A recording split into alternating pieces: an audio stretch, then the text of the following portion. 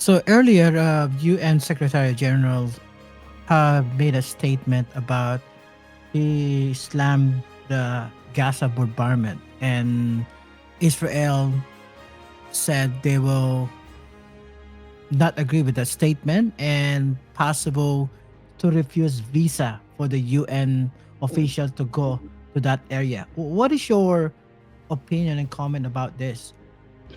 Well, I mean, I think it's really important for the rules-based international order that we have. After the Second World War, the world sat back and the major powers in the world sat back and said, we can never, ever allow this to happen again. So we need a rules-based international order. We need the UN Charter. We need international humanitarian law, human rights law. We need all states to comply with these norms and laws.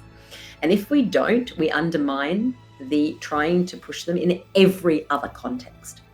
And what I mean by that is, for example, now all states, the UN, rightly are calling out Russia's aggression and Russia's continued commission of violations of international humanitarian law and human rights law.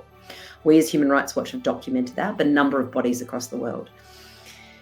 It is critical for the integrity of this international system, which really relies on states committing to it, that in one context, states say something, like, for example, in the context of Russia, and then yet in another context, in the context of Israel, for example, they are mostly silent.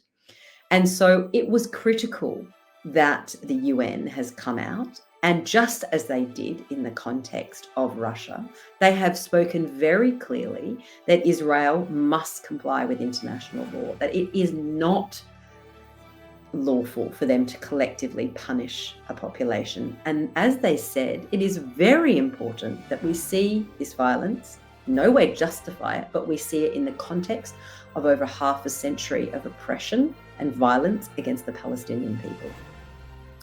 Now, what Israel is trying to do in saying what they're doing, I saw the video of the ambassador, they're trying to undermine the rules-based international order by saying that we are an exception to that the UN and other states should not be condemning us because we somehow have an exceptional pass. And what I would say to that, it is critical that the UN and other states say that no one has a pass, because once one state has a pass, then everyone gets a pass and the integrity of the international rules-based order crumbles. So really, and to be honest, this is not the first time that Israel has done that. Israel has refused to allow the UN, for example, in previous conflicts, the UN Human Rights Council established commissions of inquiry into so that they would investigate what happened in the previous context of violence in Gaza.